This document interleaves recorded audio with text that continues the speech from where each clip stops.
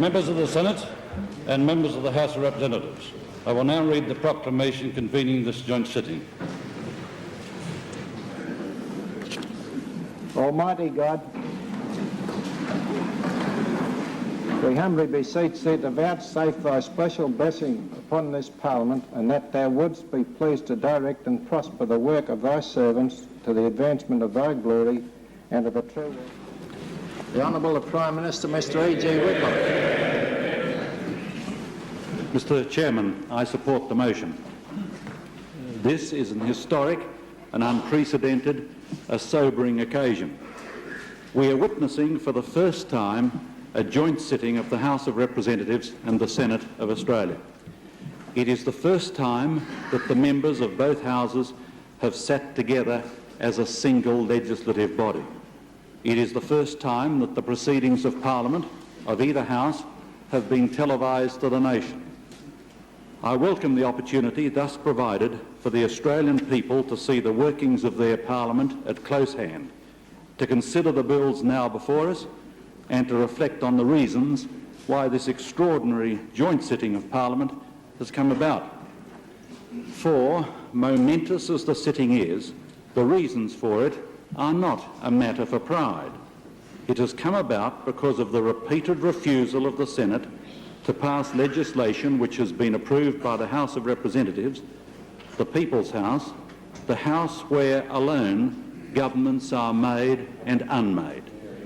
It has come about because, despite two successive election victories by the Australian Labor Party, despite the clear endorsement by the Australian people at the elections only 11 weeks ago of the party's policies and of the specific measures now before us, the Senate and the opposition are still resolved to obstruct the government's program and to frustrate the will of the people.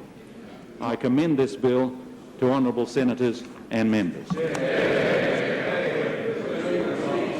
The Right Honourable Leader of the Opposition, Mr. B.M. Smith.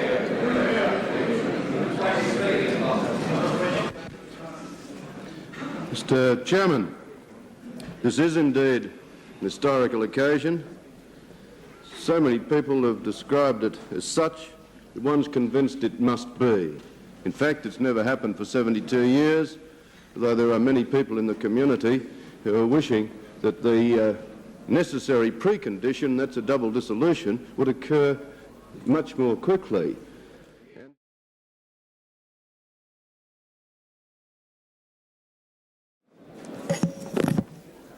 Order. The result of the division is ayes 96, noes 91. Order. I declare the proposed law affirmed by an absolute majority of the total number of members of the Senate and the House of Representatives as required by Section 57 of the Constitution. Order. I now call on the second proposed law, namely the Senate Representation of Territories Act 1973, and pursuant to Rule 11, I propose a question that the proposed law be affirmed. Honourable the Leader of the House.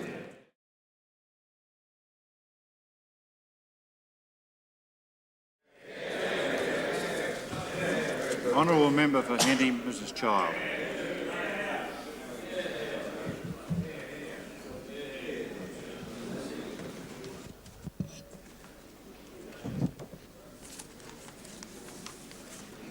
Mr. Acting Chairman, these health bills have been before this House. They've been passed here already 3 times. They've been debated for literally hours out in the community.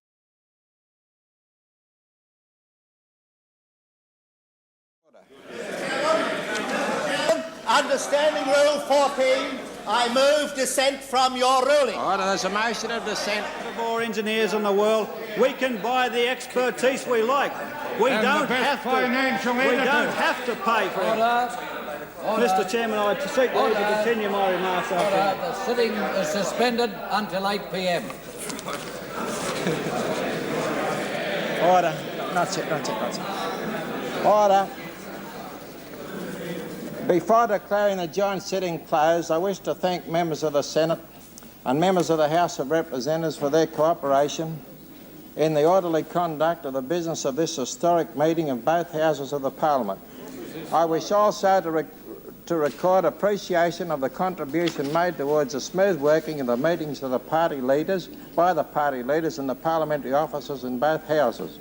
The preparation of rules under which the meetings were held was largely carried out by them, and it is appropriate that I should particularly name the Leader of the House in the House of Representatives, Mr Daly, the Manager of Government Business in the Senate, Senator Douglas McClellan, the Leader of the Opposition in the Senate, Senator Withers, the Deputy Leader of the Australian Country Party, Mr Sinclair, the Clerk of the Senate, Mr Rogers, and the Clerk of the House of Representatives, Mr Parkes. I also